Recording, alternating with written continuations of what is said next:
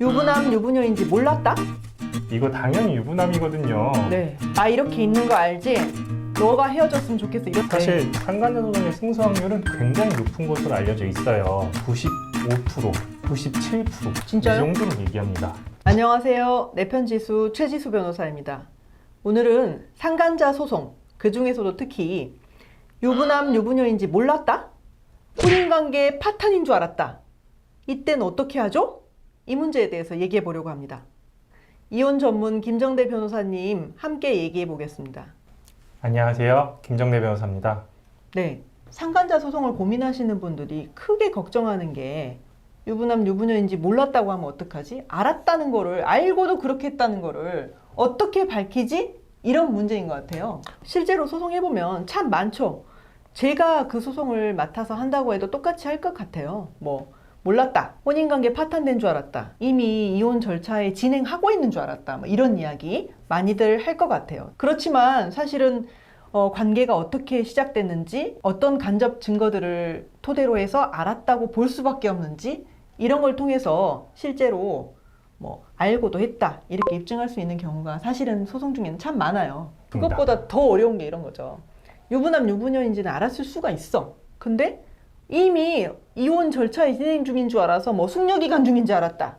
거의 파탄 별거 생활한 지 오래된 줄 알았다. 이런 이야기들이죠. 근데 이런 경우에 알았다고 입증하기가 어려운 건 뭐냐면, 알았다는 거는 내심의 마음이잖아요. 네가 알고도 그거를 완전히 나쁘다는 걸 알고도 그렇게 했어 라는 걸 어떻게 까서 보여줘요. 결국은 간접 증거들이에요.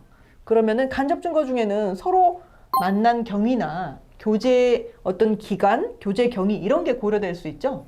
네, 가장 중요한 건 보통 이 사람을 어떠한 루트를 통해서 알게 되었는지가 제일 중요할 것 같은데요. 네. 특히 오프라인 만남, 네. 특히 직장, 아니면은 지인의 소개 이렇게 만났다고 한다면은 당연히 알았을 것 같거든요. 왜냐면 대한민국 사회는 어때요? 이름 속자 밝히고 난 뒤에는 나이 묻고요. 그다음 결혼했는지 묻고요. 애 있는지 물어요.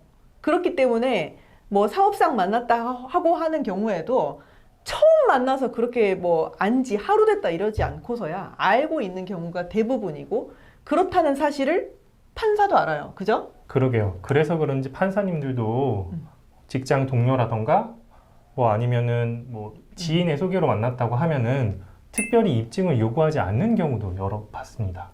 교제 기간도 고려될 수 있잖아요. 어느 정도 기간이 어느 정도 됐으면 서로 이야기를 좀 했을 것이다. 그런 게 고려돼서 알았을 것이다. 또 이렇게 보기도 하고요. 네. 그럼 그런 때는 증거 수집이 중요하겠네요. 교제 기간을 언제부터 수집하기 시작해서 언제까지 계속되고 있느냐 이런 거. 네. 그리고 최근에는 SNS가 매우 발달했기 때문에 그렇죠. SNS를 통해서 유부남인지 유부녀인지 확인하는 것이 매우 용이합니다. 네. 하다못해 카카오톡 프로필 사진, 그럼요. 배경 사진만 봐도 그럼요. 엄마랑 아이랑 네. 아빠랑 셋이서 다정하게 찍고 있다. 네. 이거 당연히 유부남이거든요. 네. 자, 실제 사례에서 우리 사무실은 1심에서 패소한 것을 항소심에서 뒤집어서 이긴 경우도 있습니다.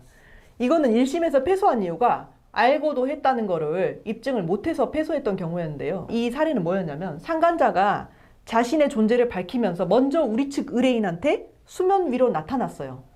나 이렇게 있는 거 알지? 너가 헤어졌으면 좋겠어. 이런 식으로 수면 위로 나타난 경우예요, 오히려. 근데 그렇게 나타난 경위가 뭐였냐면, 사실은 총각 행세를 좀 했어요. 총각 행세를 좀 했기 때문에 내가 속았다. 부인한테 너도 몰랐지? 네가 오히려 헤어지고 넌 빠져. 내가 차지해야 되겠어. 이렇게 나타난 경우예요. 근데 전 이걸 어떻게 이겼냐면, 존재를 밝히면서 먼저 나타났을 때는 이미 배우자 있다는 걸 네가 존재를 밝히고 그날 나타난 건 아니지 않냐. 너는 적어도 1, 2주일 전에는, 적어도 1, 2개월 전에는 알았을 것이 아니냐. 알고 나서 네가 고민한 흔적들, 누구한테 알아보려고 메신저를 보낸다든지 이렇게 했던 흔적들을 모아가지고 네가 몇 주 전에는 적어도 알았는데 그 뒤에 수면 위에 나타났으면 그 몇 주간의 시간 동안에는 적어도 알았을 것 아니냐. 이렇게 해서 그 기간 동안의 것을 입증해서 이겼습니다. 항소심에서. 소송 중에도 또 밝혀지기도 해요. 계좌 거래 내역이나 백화점 마일리지, 되게 기상천외한 방법으로 알 수밖에 없었다라는 게 드러나기도 해요. 어떤 경우에는, 실제 사례예요. 백화점 마일리지를 꼭 부인 걸로 쌓던 남편이 있었어요.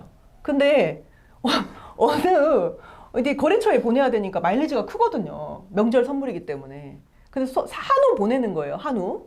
근데 그 한우 보내는 그 백화점 축산물 코너에서 올해는 이 부인 걸로 마일리지가 적립이 안 되는 거예요. 다른 마일리지로 가는 거예요. 그거 알게 뭐예요, 사실 그 점주가.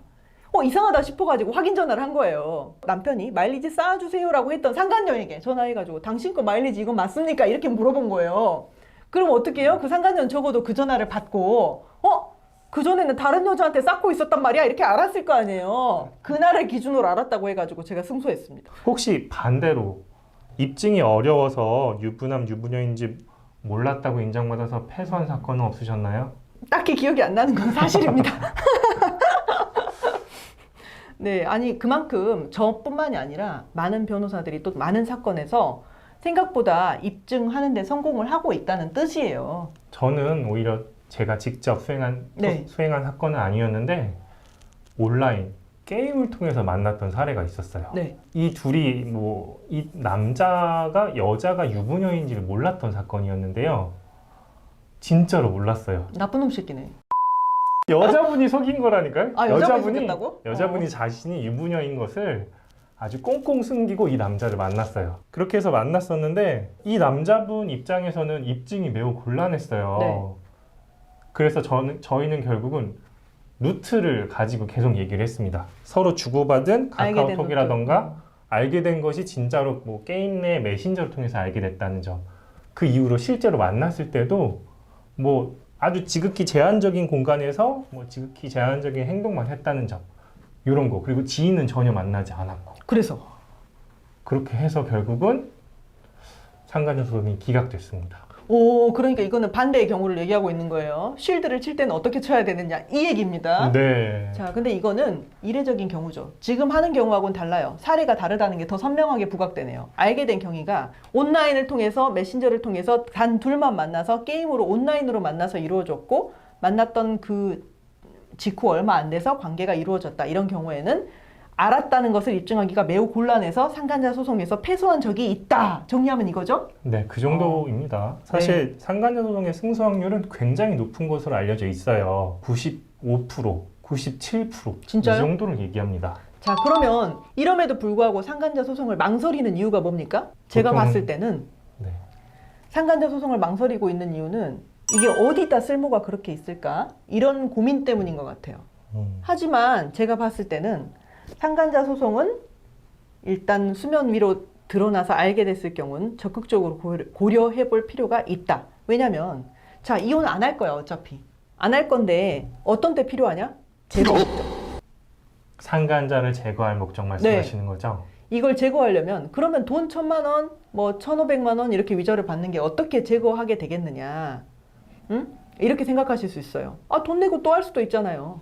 그런 경우에는 간접 강제를 붙여서 예를 들면 조정으로 위반 시 한 번 발각 때마다 한 번 어떤 행위가 더 있을 때마다 한 번 연락이 될 때마다 얼마씩 몇백만 원씩 부과하는 거예요. 그런 경우면은 앞으로 더 이상은 안 하겠다는 어떤 약속을 받아내는 것이 있을 수 있잖아요. 그렇기 때문에 필요가 있을 수 있다. 그 다음에 후일을 대비해서 지금 애도 있고 지금 당장 이혼하기는 곤란하다 이런 경우가 있을 수 있어요. 근데 그렇다고 하더라도 이런 소송을 진행해 두면 나중에 이것을 이혼할 때 유리한 정황으로 또 써서 사용하는 데 필요할 수도 있는 거고요.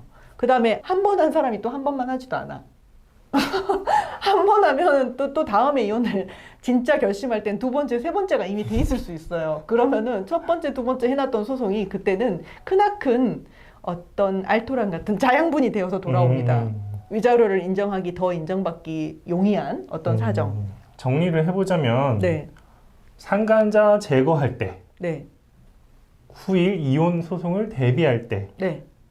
그리고 이혼 소송에서 유책 사유를 입증하기 위할 때 네. 이렇게 세 가지로 대별할 수 있겠네요. 네. 상간자 소송은 사실 금전적 이득이 크지 않아서 망설이시는 분도 제가 여럿 봤습니다. 네. 변호사님께서 받으셨던 최대 위자료 액수. 최대는 그냥 3,000만 원 정도였던 것 같아요. 왜냐면 그건 근데 혼인 기간이 그냥 통상적으로 한 10년 이렇게 되는 과정 중에 이제 그 문제되는 행동은 그렇게 길지 않았던 경우였긴 했어요. 사실 이건 이런 것 같아요.